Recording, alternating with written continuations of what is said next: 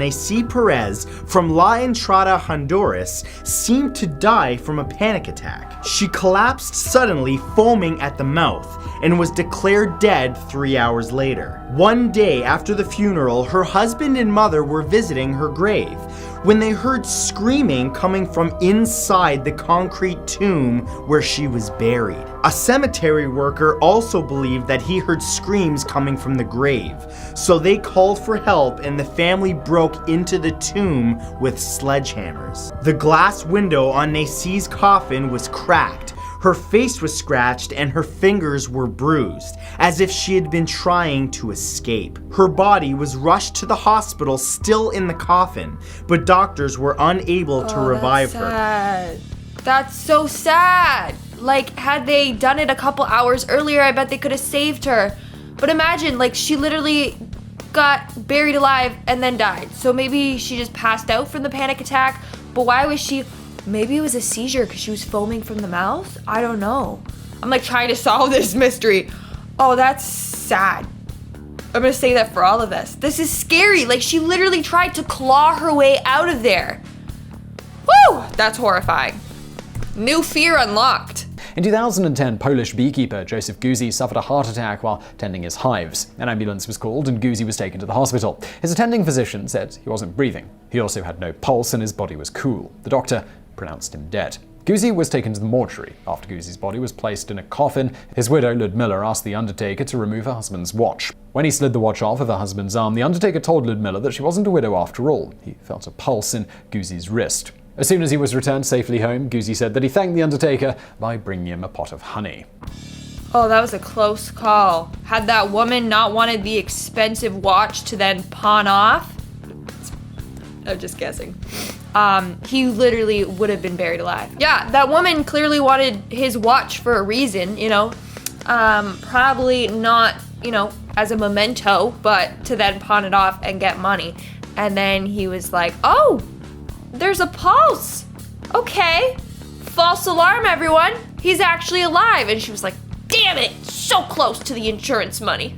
In 2009, South Korean archaeologists created a full-scale model, a digital recreation of facial and physical features based on information from a then 1,500-year-old skeleton. A 16-year-old with a wide face, slender fingers, and a long neck, her grace charmed contemporary observers. She may have possessed natural beauty, the archaeologists who exhumed her say, but she lacked prestige. An examination of the bones in her knees revealed that she was often kneeling. This confirms that she was a servant, since servants often knelt while performing household tasks or knelt in deference to their masters. Her life may have been difficult, but her death was harrowing. By examining her skeleton, scientists confirmed that she was buried alive when her masters died, in accordance with the 6th century tradition in Japan's Gaia kingdom. Oh, that sucks. Can you imagine that? Like, you're a servant and then your master dies and you're like, hey, I'm dying too. That sucks. That absolutely sucks. And like, she wasn't even like put out on the spot. She had to be buried alive and then suffocate and die that way. Oh, yikes. Okay. Also, what's with all these bearded men with bald heads telling these stories? I noticed the trend here. On April 5, 1999, Blaine was publicly buried in a coffin. The coffin was underneath a 3-ton tank filled with water. Buried underground, Blaine only consumed liquid for 7 days. When he emerged after a week, he was surrounded by eager photographers who had been waiting outside of his tomb. Blaine has never revealed any of the secrets behind his magic tricks. However, he has said that he regularly undergoes endurance training to extend the length of time that he can survive with a reduced amount of oxygen. Strategies to avoid hypoxic brain damage while he is limiting his oxygen intake include weight loss, holding his breath for gradually increasing periods of time, and sleeping in a hypoxic tent to increase his red blood cell count. Holy crap. Do you guys think that this magician actually, like, did this? Or was he buried underground and then he like scurried out and he was just living somewhere else for 7 days and then just went back to the coffin? Let me know in the comments below. But some of these magicians are like insane. Insane. And they actually do these stunts.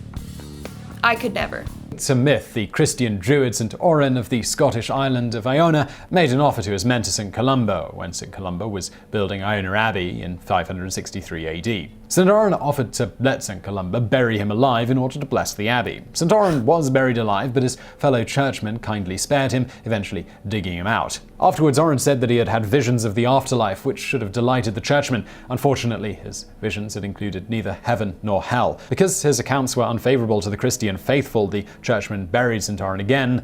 This time, they left him to die. Nice. So this guy got buried alive on purpose the first time, and then was just like, yo, I see visions of the afterlife. And the church was like, well, it's not heaven or hell, so clearly he's insane or possessed. Let's just rebury him. The guy should have kept his mouth shut. Damn. 2015, he attempted to do something his idol Harry Houdini had once attempted but never managed to pull off. Be handcuffed and buried under 6 feet of dirt without any breathing apparatus or other assistance. That's a lot of change. And escape. Houdini attempted the trick in 1915, and another professional escape artist, Alan Allen, tried it in 1949, also almost dying in the process. On Saturday, September 5th, 2015, Britton was handcuffed, then lowered 6 feet into the earth. Dirt was piled on top of him, and 6 feet worth of dirt is pretty heavy stuff. By NPR, Britton started off well, getting his hands free, and began the process of excavating himself from the grave. But the dirt shifted, pinning his arm, and he realized he was trapped. He lost consciousness, and only the quick action of his team saved his life. Oh, snap! Stunt gone wrong. That's, yeah, maybe don't follow in Harry Houdini and all those magicians' steps. Don't do it. Don't do it. Please don't do it. As, you know, Drake would say, just don't. It's not worth it. This guy literally almost died. Yikes. Triangelo Hayes was a passionate motorcycle lover from a very young age. By the time he was 19 years old in 1937, he rode his motorbike constantly. You can probably guess where this is going. One day, he crashed his bike, smashing into a brick wall. Hayes was sent flying, and when people rushed to his aid, he was so badly disfigured, apparently everyone on the scene just assumed there was no way he could have survived. The doctors wouldn't even let his parents see the body because it was so upsetting, and so he was buried. As Forbes notes, his father had recently taken out a large life insurance policy on his son, which was lucky for Hayes because the insurance company got suspicious. They demanded he be exhumed, at which point he was discovered to be alive, just in a very deep coma. After surgery, he made a full recovery. Holy crap, man. Not only did this guy get in a terrible, terrible motorcycle accident, apparently he looked so gruesome, people were like, don't look at the body. And then he was buried. And then if it wasn't for the life insurance company being like, that's a little, that's suspicious. That's weird, as you know, Cardi B would say. That's suspicious. That's weird. Then he would have died underground, but then they saved him, and then I guess they had to, you know, fix. Because it said he was really disfigured, so yeah. McCall's grave in Belfast sports an unusual note. Lived once, buried twice. McCall caught a fever, and in the late 17th century, a fever was a lot more dangerous than it is today. So when her condition declined rapidly and she stopped being responsive, everyone simply assumed she was dead. Her family quickly organized a funeral and buried her in Shankill graveyard. According to the MyHeritage blog, McCall was buried wearing a very valuable ring that she often sported, and that detail didn't escape the attention of local thieves who made their living robbing recent graves. Shortly after McCall was in the ground, the thieves came and dug her up. They tried to remove the ring from her finger, but it wouldn't budge, so they prepared to cut it off her finger in order to get it. That's when McCall woke up and screamed, scaring them off. Oh my god, I bet the grave robbers were like, she's alive! Ah! I bet they literally pissed themselves thinking that the body was possessed or something. But again, if it wasn't for the robbers, she would have died underground.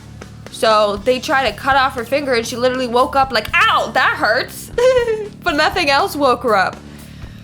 I don't know if she's lucky or unlucky, you know what I'm saying? Like, she's lucky that she survived, unlucky that this happened to her in the first place. When Essie Dunbar, a 30-year-old woman in South Carolina, suffered a sudden epileptic attack, the doctor who attended her found no signs of life and declared her dead. Dunbar's body was placed in a simple wooden coffin, and the funeral was scheduled for late the next morning in order to give her sister time to travel there. Although the ceremony was fairly lengthy, Dunbar was lowered into the ground before her sister arrived. Dunbar's sister is said to have showed up just a few minutes after the burial and pleaded with the ministers to dig up the body so she could say her final goodbyes, which they agreed to do. When the coffin lid was removed, Dunbar sat up and smiled, apparently unaware of what had happened to her. The other mourners thought they were seeing a ghost and fled, screaming, and the ministers fell into the open grave and suffered severe injuries. Yeah, I would pee myself, especially because she smiled. She's like, "Hey everyone, what's going on? Oh, why am I in this coffin? Oh, that's weird." I would scream as well. So if it wasn't for her sister being like, "I need to see my sister for, the last time," this girl would have died. What's with everyone dying and then coming back to life or whatever? Like, the morticians need to do their job properly, okay? I know this was back in the day, but still, not only check for the pulse, maybe do the little flashlight thing in the eyes, do a little pinch me, I don't know. Try and cut off a finger. Just, double check, triple check. All right, guys, that's all for today's video. Let me know in the comments below, what is your greatest fear? Ooh, I want to know. So let me know in the comments below. With that being said, why don't you subscribe to this channel and give this video a big thumbs up. I've been your host, Lindsay Ivan, and I'll see you when I see you. Stay spooky.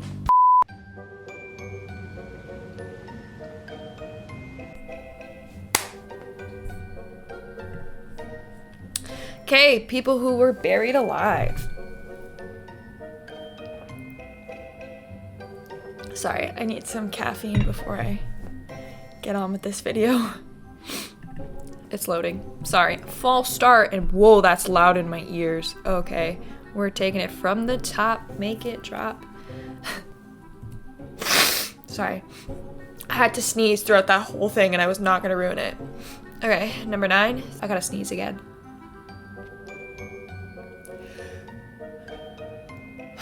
Come on! It's something about the bright lights that always make me sneeze. I'm so sorry.